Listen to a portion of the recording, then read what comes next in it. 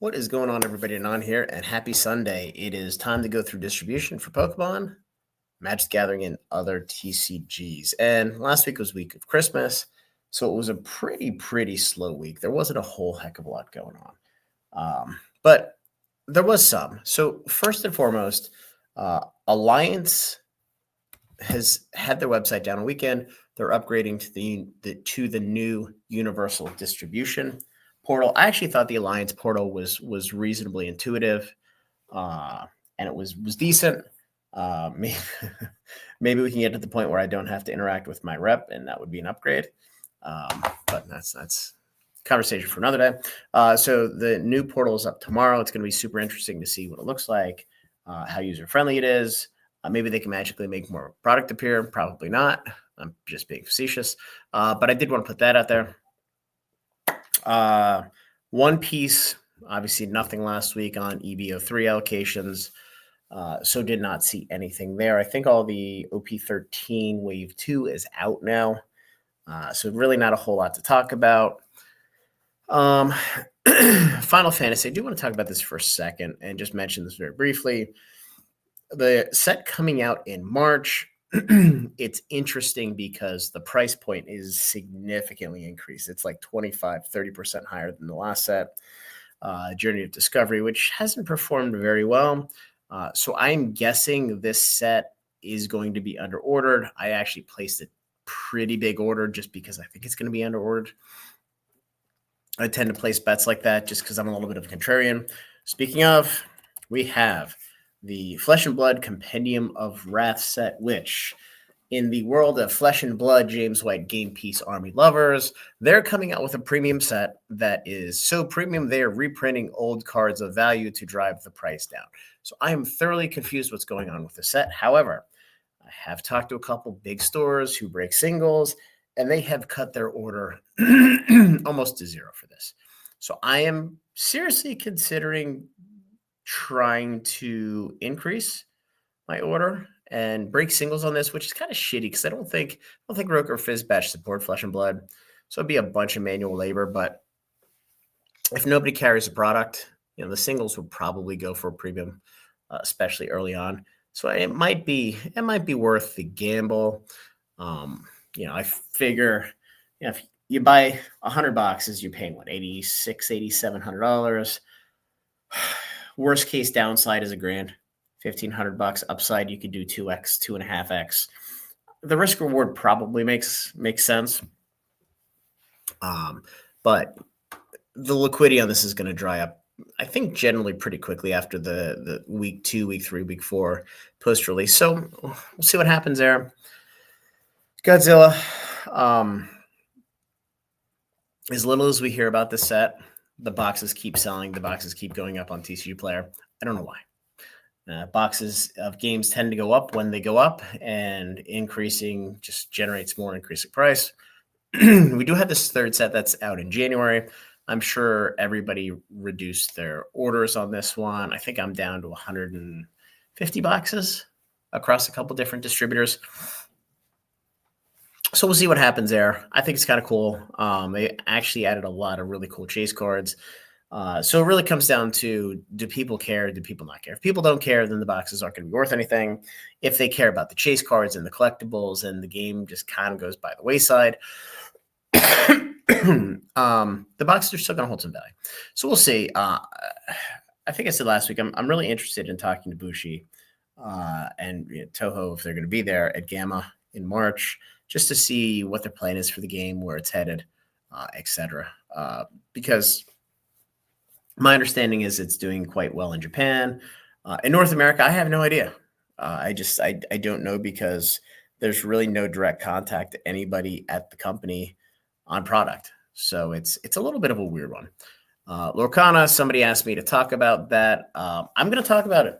I went to Target on the 24th of December. I'm not going to bash Lorcana, so don't worry. All you Mickey lovers. And I was going through the checkout line, and they had the package there with 4 first chapter packs and 4 Shimmer something, maybe. I don't even know what the other packs were. I don't know Lorcana that well. But the fact that there are so many first chapter packs out there, and I know we're going to get one or two people in the comments that are like, well, they were printed in 2024. The fact that they're still out there is a problem. Nobody should have any confidence in this game at this point. And that kind of is what it is. I actually got solicited the other day for first chapter. Yeah, here we go, Chinese, Japanese. So they're coming out with reprints of first chapter in foreign language now, which probably isn't going to have that much of an impact on prices for English. But it's like they can't get out of their own way. It's a toy. It's not a collectible. So, therefore I'm out. I'll just leave it at that. Let's see, Gundam. The second wave of GDO2 came out. The price point's down to like $100 a box. Not disaster per se, and there's still a lot of organized play going on. It's just gonna be interesting to see what Bandai does with the game, because I think right now it's a little overprinted. I don't think it's a lot overprinted. I think part of the reason why the pricing on TCG Player keeps getting smashed is because they are so stupid. They refuse to control the folks that are selling $40 Japanese boosters, and their algorithm picks it up in the market price. So when you have a market price that's artificially suppressed because of bullshit sales that aren't apples to apples, people going through the mass price tool, updating their pricing to market, they're going to undercut the lowest list. And it's just the way it works. It's absolutely idiotic. TCG Player has needed to fix this forever. But unfortunately, I'm pretty convinced at this point we're not going to get much out of TCG Player from the standpoint of improved service and utility. My guess is eBay bought them just to take a competitor off the market, and it's just going to sit there and do what it does. Could be wrong, but I did have a little birdie who told me the other day that he had anticipated and heard rumblings that Direct is going to go away, which is interesting. Now, it doesn't really have any impact on me because there's no way I would pay 30% for a service that, quite honestly, has no benefit to me whatsoever. Because if you can't sell or charge more for the cards, and you can't sell a bunch of slow-moving cards with the cards that are easy to sell. All I'm doing is just impairing myself by 17%. So it doesn't make sense. Moving on. Weiss, not much here. Nikki's moving up fast now. Supply is drying up. Azure Lane's supply is drying up. That's going to start moving up. Freerun, it looks like the sell-through on Freerun has actually been really, really good now. TCG Player is a little weird because it took them a while to add the second printing of Freerun. So all the listings for booster boxes are in the first printing, which is showing like 100 and some boxes sold. But the second printing doesn't really have any boxes sold. It's really weird. I just want to look it up real quick. Freerun booster box. Yeah, so the regular booster box in the last month has sold 200 booster boxes, which is like 150 more than what they sold in the entire first print. So I think it's just really confusing. It's kind of weird. So anyway, with Gundam, again, I can't wait to talk to Bandai. I think I'll actually see them at Toy Fair in February in New York City, and just see what they have to say. Like, what is their plan here? They've done a nice job with One Piece, but everything else is kind of bleeding out. So hopefully this isn't one of them. All right, moving on. Sorcery, not much here. I'm sure the second wave of Gothic is going to show up soon. It's going to be a tidal wave of stuff, and all the people that just assumed it was going to be short printed are going to say, "Holy shit!" What's going on, and we'll go from there. Don't know. Riftbound. So this is good information. So, Spirit Forge allocations, I've gotten most of them, including my OP. There's still a couple that are straggling, but more importantly, the Origins reprint has arrived. It arrived at distribution last week. I believe PHG and GTS have allocated. I don't believe Southern has yet. And I don't believe any of the smaller guys have yet. So we'll see. Like I said, my allocations for my non-OP distributors are like 25% of what I got for the first wave, but that makes sense because if there's less product, they're going to want to support their OP stores. So, yeah, I really don't have an issue with it. I kind of agree with the way they're doing it, but it doesn't give me a whole lot of visibility into what the world of or what the magnitude of the reprint looks like, other than the fact that everybody's pretty much told me consistently it looks like it's about 50% of what they got for the wave one release. Wave one / wave two, whatever the initial release was. So we'll see what happens. I did talk to some folks who have opened wave two boxes. It looks like the boxes are printed differently on the bottom, so you can distinguish between wave one, wave two. But if you open the packs, it is the same garbage print quality of chipping and fucked up corners and all kinds of stuff. So the cards are the same. They're going to be, seems like they're going to be as equally as difficult to grade. But the boxes are definitely different. I don't know if it's going to have any, if it's going to matter. It might not. We don't know. So we'll do Pokemon, then we'll do Magic. I'll just mix it up a little bit. Ascended Heroes. I've started to get allocations on the deluxe pin and the premium poster collection. There's going to be a lot of these. And when I say a lot of these, it seems like it's going to be about 60 to 80% more than what we got from like the Mega Kangaskhan and the Venusaur EX boxes. And again, they're going to be waived as well. So there's a good number of these that are coming, which is which is really cool because obviously, especially set without booster boxes, it's going to be tough to get packs in the market. Charizard tins, I have not gotten anything yet there. I have gotten most of my allocations for Ascended. And it seems like some of the smaller distributors are starting to get a larger percentage increase than some of the larger ones. So it seems like Pokemon's trying to spread the wealth a little bit with folks, which is good. It's kind of great to get everything out there. The only other thing I do want to point out,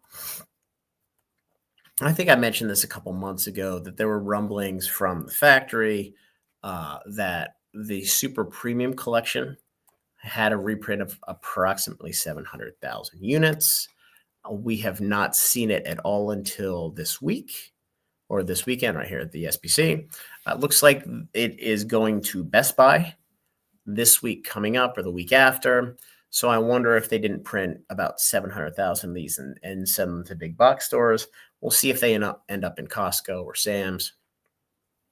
But it's good to see that the level of information coming out of straight from the horse's mouth has been reasonably accurate. Other than that, we do know the name of set 3. I forget what it is, but it was in the marketing material for the pre-release. Other than that, not much else. The market's doing what the market's doing. We're going to get through the holidays. Obviously, Phantasmal Flame singles are obviously selling off, but the sealed product has been relatively resilient. I think last I checked, the booster boxes were still at 230, which is fantastic considering how much came for wave 3. It's actually 230 plus 10, so 240 for these boxes. So Phantasmal boxes at 240 per. Looks like that wave 2's come out and it's completely bounced off. So the doomsdayers and the naysayers saying that the market's going to zero and everything's selling off. The market is still extremely resilient. And just because your shitty slab isn't selling for 3 times what you paid for it 3 seconds after you bought it, doesn't mean the market's crashing. Probably just means you're a dumbass. Anyway, I digress. Let's go to Magic. Speaking of dumbass. So we got Edge of Eternity's play boxes. Started to come in last week. I know Magazine Exchange tends to get their stuff early and ship them early because they're shipping across the country, whereas everybody else is kind of spread through the East Coast, West Coast, Central U.S. So it's a little bit of a more even distribution. Lorwyn allocations. We have final allocations for about half the distributors. Some of them have their minimum allocations are also their final allocations. But I would be surprised if people don't get a bunch of commander decks layered onto it. So we got Edge of Eternity's play boxes. What we didn't get was a scheduled Karlov Manor and Lord of the Rings commander decks. And the reason for that, in my opinion, is a palette of commander decks of those two. I think it's 208. So the larger boxes, it's 168. The bigger boxes, it's 208. So 208 of those at $100 each. Just assume distributor price, just for simple math. You're talking 20 grand. Your palettes of Edge of Eternities are 702, so $90, 86, 87. Just say $100 just for easy math again. You're looking at 70 grand. Just call it 60 grand. So if I can get 60 grand for a palette of one thing and 20 grand for a palette of another thing, I'm going to send the 60 grand because I need the revenue in Q4. So I think that's why they played the old switcheroo. I think that's why we got Edge of Eternities at distribution right at year end here, where nobody anticipated it, and Lord of the Rings and Karlov pushed to Q1. By the way, I do want to mention this because I find this a little offensive and a little bit dishonest. Rudy's video last night, he was very clear in saying that he has no knowledge of any Lord of the Rings Commander reprints coming anytime soon. Well, I've had 3 of my 5 Magic distributors solicit product and put back orders in knowing that it's coming in January. Technically, since October, and it keeps getting pushed. So he either has his head where the sun doesn't shine, or he's just being dishonest with everybody.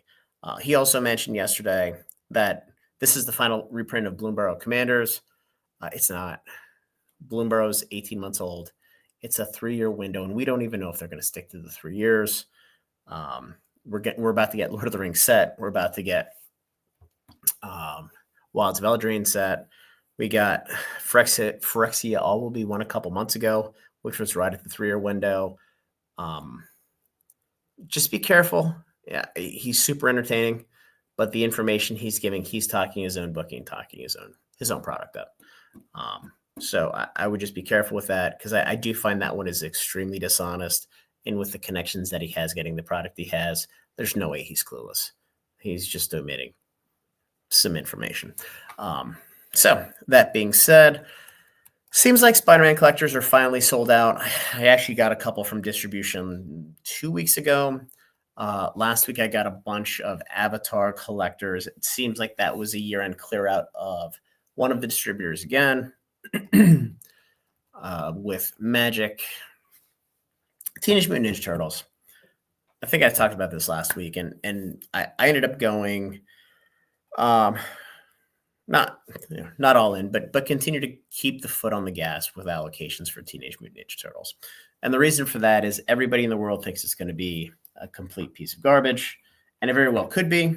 But there's no way it's going to disappoint people at this point. The odds are it's going to be better than what people think it is. And if that's the case, then it's going to sell. Or the alternative is it just gets really, really short printed and cut off, and then they spend all their time printing the next couple sets or printing a reprint, which is kind of what we saw with Ravnica Remastered, which is still a garbage set, by the way. But I digress.